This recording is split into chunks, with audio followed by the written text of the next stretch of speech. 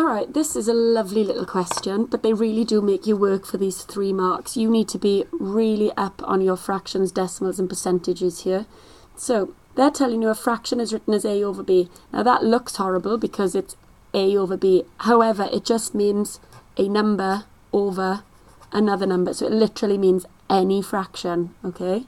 Now the fraction is a multiple of 0.2.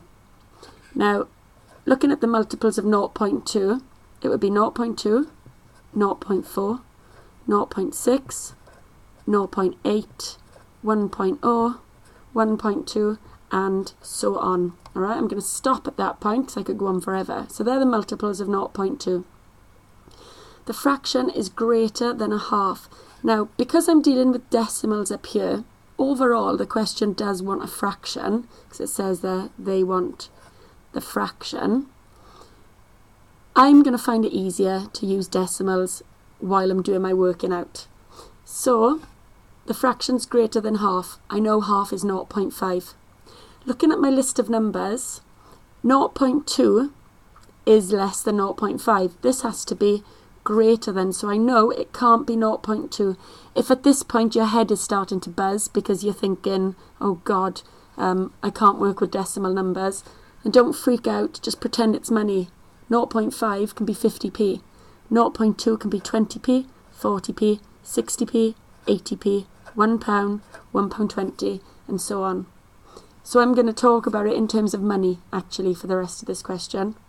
So the fraction's got to be greater than 50p, so it can't be 20p, it can't be 40p, it could be 60p, it could be 80p, it could be £1, it could be £1.20, and so on. At that point, I'm going to check what the third condition is. The fraction is less than 75%. Again, 75% is 75 pence, 0.75. So it's got to be less than 75 pence. So we've said it can't be that. So yeah, it could be 60. It can't be 80. So at that point, and obviously it can't be anything bigger than 80 because it's got to be less than 75. At that point, I've eliminated everything other than 0.6 or 60 pence. So now I need to work out what is 0.6 or 0.60 as a fraction. Well, in order to do that, it's probably easier to consider 0.2 first. And you can think of it, what is 0.2 or 20p? What is 20p in terms of £1? Now that's not a real fraction there, okay? There's nothing about that. That is a fraction. But what is 20p out of a pound? How many of those fit into £1? Well, 5 20p's go into a pound, alright? 5 20p's make a pound, and therefore 20p is 1/5 of £1, and therefore 0.2 is 1/5 as a fraction. That means if you've got 40p, you've got 2 lots of the 1/5, so you've got 2/5. If you've got 60p, you've got 3 lots, so you've got 3/5. So 0.6 as a fraction equals 3/5.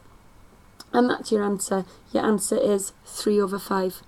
Now, because they haven't specified, they've just said it's got to meet all those 3 conditions, and they've got to be whole numbers, you could have anything equivalent to 3/5. So you could have 6/10, or you could have 12/20, or you could have 24/40, and so on.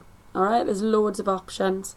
The way the mark scheme works for this is that you get 2 marks if any 2 of these conditions are met. Alright, so 2 marks if any 2 of these conditions are met. So let's say you got that, and you get 1 mark for 1 condition being met. Okay, so there's a mark per condition.